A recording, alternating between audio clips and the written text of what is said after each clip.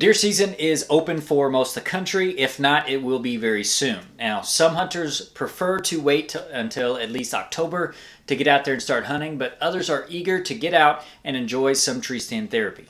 The early season has its own unique challenges. Not only are you dealing with high temperatures, but you're dealing with ticks, mosquitoes, flies, spiders, snakes, anything else that could annoy you being out there in the tree stand.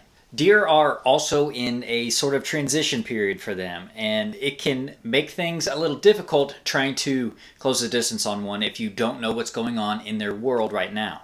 So in this video, we're going to go over 3 early season hunting strategies to help you hopefully get a little closer to the action during the first part of this season. But before we go over these tips, do me a favor, and if this is your first time on my channel, hit that subscribe button and make sure you click that bell icon so you can be notified every time I upload a video. And the first early season hunting tactic is to identify those travel routes between water and food. Like I said, the early season is hot and deer have to be out there in it 24/7, so they're going to need to drink a lot more water. And deer typically get most of their water sources from food. However, they do still go to these water sources. And it's probably why a lot of people spend a lot of time digging little water holes to try to entice deer to them. Deer are also pretty easy to pattern during the early season. They still have that food to cover pattern that will continue up until around when the pre-rut starts kicking in and they start thinking about other things. And if you can identify these little water sources and their food sources, you will be in a good spot to get closer to the action. However, that might make you think that you should just set up right on the food source or right on the water source. However, that only really works if you are hunting does or pretty young bucks. So if you're looking to tag your target buck during the early part of the season, you will be much better off sitting on the travel routes between the food and cover, or food and water, water and cover, whichever destination they're going to. I think you're better off sitting on the travel routes. And this is especially true if the cover is not very good in your area. Mature deer, it doesn't even have to be mature deer. Wary deer will wait for nightfall before they will visit these destination sources if the cover's not good. And if you are only getting pictures of your target deer or just deer in general at night on your food plots or at these water holes, chances are you need to do some habitat work in the off season and rethink how you're pressuring that property. You could be forcing to go at night because your approach is wrong. There's so many reasons how you could be pressuring them, and we'll get into those in another video at some other time.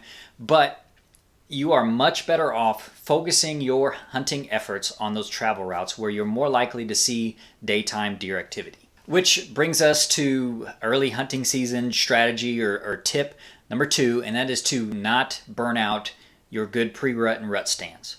I know I said that during the early season, deer are on that pretty patternable routine of food to cover. And that's true, but that doesn't mean that you should ruin your good stands by sitting on the downwind side of a good bedding area. You definitely don't want to be ruining your good pre-rut and rut stands by hunting real close to a bedding area, especially if it's the wrong bedding area.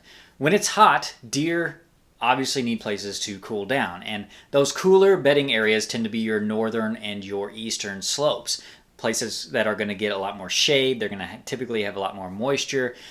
If you are going to set up on a bedding area in the early season, if you had to nail me down to get me to hunt over one, I'd pick one of those rather than your good bedding areas for the winter, which are your south and your western facing slopes. But I still prefer not to hunt anywhere near my bedding areas, regardless of what slope or whatever the conditions are in that area, just because there's only a finite number of times you can hunt a stand before you burn it out. And if I've got stands picked out that I think are going to be great places to hunt during the pre-rut and rut stages, I'm not going to hunt them until it's that time and the conditions are right. Because if you hunt the wrong stand at the wrong time, it's not going to be good when it's the right time. So steer clear of your good rut stands until it's actually the rut, or at least the pre-rut. And definitely pay attention to how you're hunting these other places, those transition zones between food and cover or food and water. Because even if you're not hunting in the wrong stand under the wrong conditions, you could hunt in the right stand under the wrong conditions and ruin these other stands, if that makes sense. You could be blowing out the entire area by not paying attention to your scent, to the wind direction, to thermals, to your approach and exit. Think about these things because you don't need to be aggressive. There is plenty of time in the season, and you don't want to chase off that good target buck that you've been dreaming of this entire year because you got careless right as the season started. And the third early season strategy or tip is to look for the good soft mass food sources, especially if it's near some thick cover. Around the time season hits, a deer's nutritional requirements start to change. They switch from seeking high protein food sources to food sources that provide them more energy through carbohydrates and fats.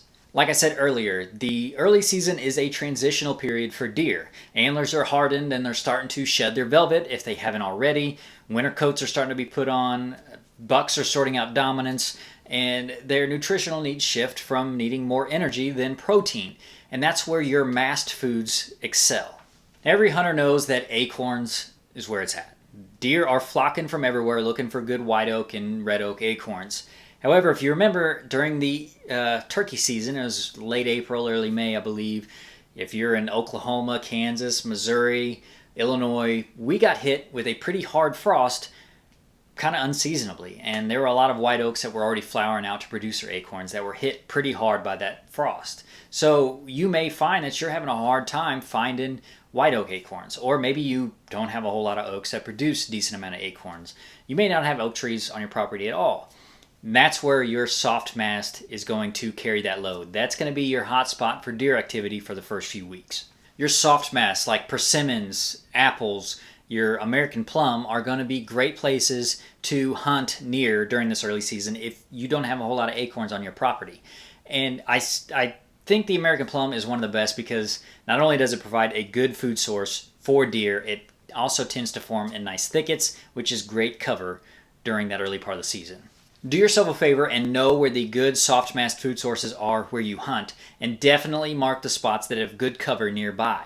I can guarantee you that deer are going to be heading to those food sources during the early season, and you need to have a stand on those trails leading to it. So that was 3 early season hunting tips or strategies to help you get your season started on the right foot. If you have any more early season strategies that have helped you, leave those down in the comments below. Hit that like button if you like this video, share it if you found it helpful, and make sure that you are subscribed so you can stay informed.